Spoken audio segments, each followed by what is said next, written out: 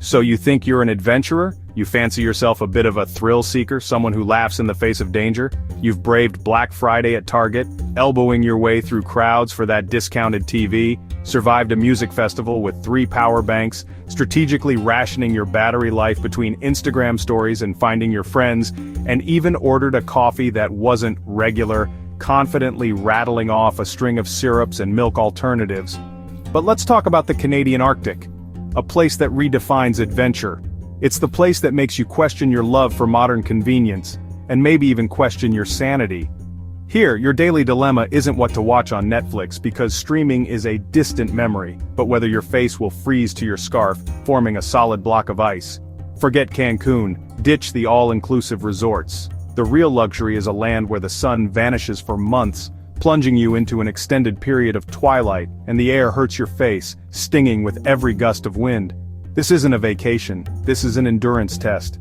It's a crash course in survival, where you learn to build shelters and start fires with nothing but your wits and a pocket knife, living with the Inuit, the original Arctic survivalists, masters of thriving where the weather wants you gone, passing down generations of knowledge on how to not just survive but flourish. You'll gain a new appreciation for things like walls, a solid barrier against the relentless cold, toes, all 10 of them still attached and functioning, and the rare sight of a tree, a lonely sentinel against the vast white expanse. Imagine telling your friends you spent your morning wrestling a seal for breakfast, a true test of strength and resourcefulness, while they whine about weak Wi-Fi, completely oblivious to the real challenges of existence. This is the ultimate life hack. The experience that will forever change your perspective. For anyone desperate to sound interesting at parties, guaranteed to be the most captivating story in the room, no one will ever fact-check your stories because who would believe you anyway? For Americans from sunny states, this is the final frontier, the ultimate test of your adaptability. You've done Disneyland, you've conquered the Magic Kingdom. Now try a place where the only colors are white, a blinding expanse that stretches to the horizon, more white, an endless sea of snow and ice, and sky that's given up, a perpetual gray blanket that hangs heavy overhead. Trade your flip-flops for boots heavier than a toddler, designed to withstand temperatures that would freeze the tears on your face, and your iced coffee for a cup of melted snow, because that's the closest you're getting to a refreshing beverage. It's the dream. A surreal and unforgettable experience if your dream is a very, very cold one you'll want to wake up from, preferably in a tropical location. But hey, at least you'll have the best story in the room. And maybe, just maybe, you'll discover a newfound appreciation for the simple things in life like sunshine and central heating. Every trip is about the food, right? It's a universal language, a way to connect with a place and its people. And in a place as unique as the Arctic, the food tells a story of survival, ingenuity, and respect for the land. In the Arctic, the menu is simple. What can you catch that won't kill you first? It's a constant calculation, a dance with nature where the stakes are high. Dried fish is the go-to snack. Think protein-packed leather with a hint of wind. It's not exactly gourmet, but it'll keep you going when the temperatures plummet. Then there's muktuk, whale skin and blubber, chewy, oily, and loaded with vitamin C. A vital nutrient in a land where fresh fruits and vegetables are a distant memory. Your hosts eat it with dignity. You'll chew for 20 minutes wondering if ketchup is an option. Spoiler alert, it's not. The real experience isn't about flavor. It's about the miracle of finding calories in a frozen wasteland. It's about respecting the traditions and the resourcefulness of the people who call this place home. Caribou, seal, Arctic char, everything is wild, fresh, and organic. LA foodies would swoon. They'd pay top dollar for this level of authenticity and sustainability. Preparation is minimalist, frozen, raw, or boiled. No fancy sauces, just the pure taste of survival. It's a reminder that food is fuel, and in the Arctic, fuel is life. You'll remember the animal's face as you eat. It's humbling and a little guilt-inducing. A connection to the food chain that's often lost in our modern world. Tired of DoorDash? The Arctic diet will make you appreciate even wilted salad. Suddenly, those slightly brown bananas don't seem so bad. You'll learn delicious is relative, and yes, you can get tired of meat. Even the most dedicated carnivore has their limits. When you return, a grocery store will look like paradise. You'll weep at the sight of fresh produce. It's a culinary adventure that transforms your palate, mainly by making you grateful for literally anything else. Bon appetit. And remember, you haven't truly lived until you've chewed on something that chews back. In Miami, fashion is about showing skin.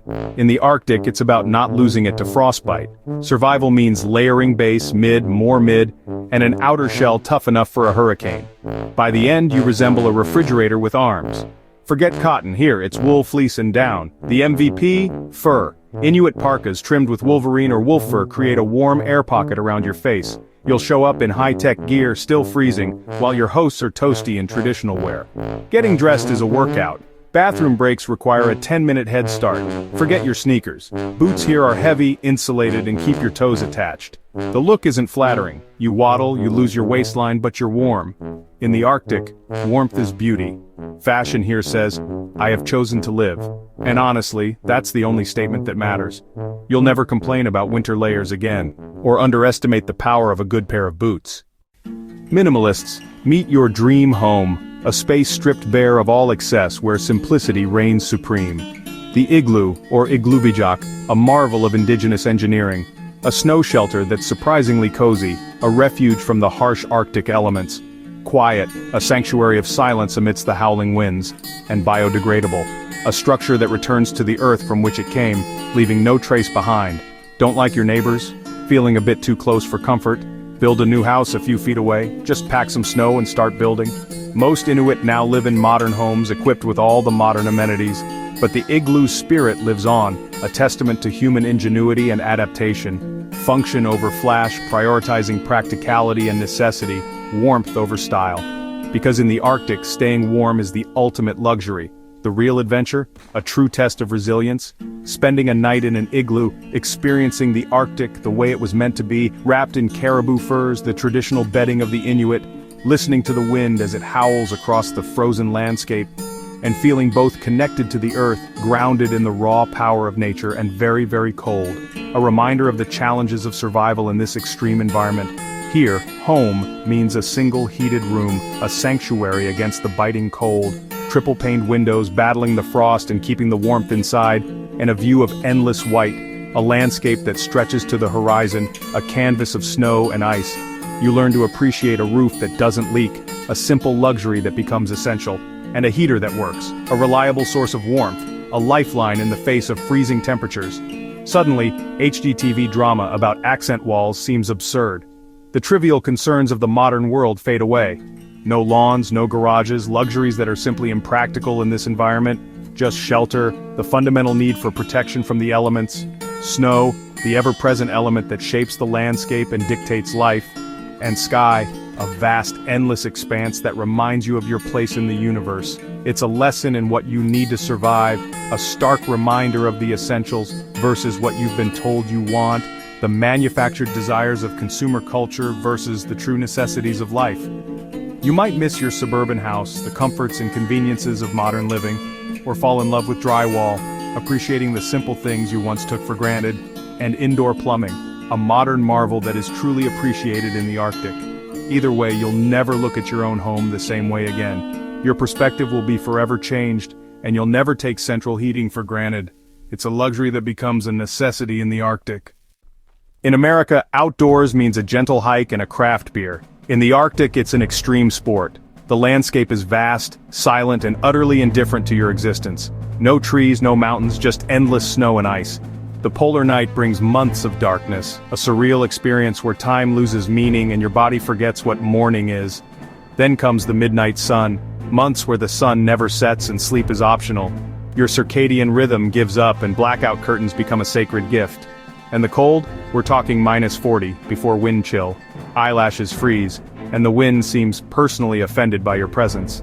It's a cold that seeps into your bones, making you feel alive by reminding you how close you are to not being alive.